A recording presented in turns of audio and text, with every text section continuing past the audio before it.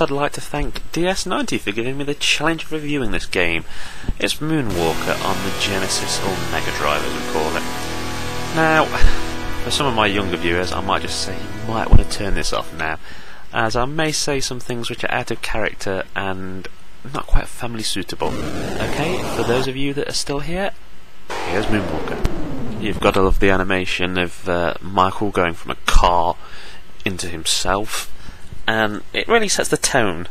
It's followed by probably the coolest scene in a video game ever, as Michael flips the coin in the air and you hear it travel and go ping in a jukebox, and then the level starts proper with some kicking Michael Jackson tunes.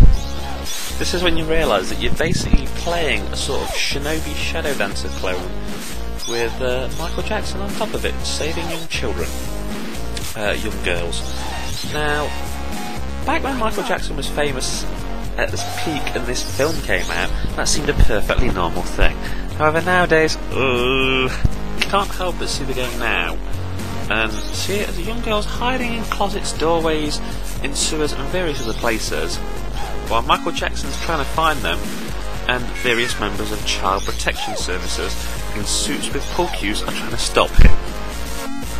The game is quite enjoyable, but you do feel that you are just playing your sort of average Shinobi clone. It's helped by the great music.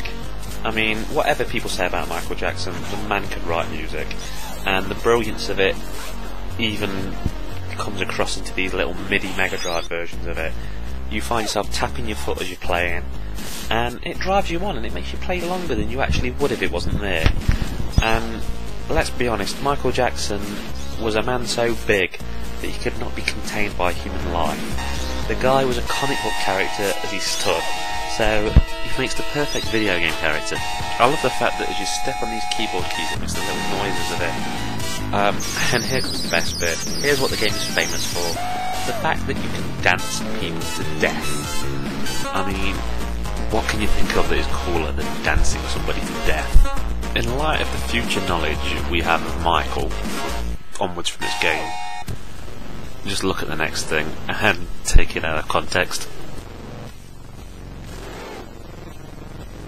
The thing is, I wouldn't show things like that, but I think that's kind of part of the reason why Moonwalker has this legend surrounding it, because of how big the guy was and how much controversy there was around him, and how strange this game seems to our minds nowadays, knowing what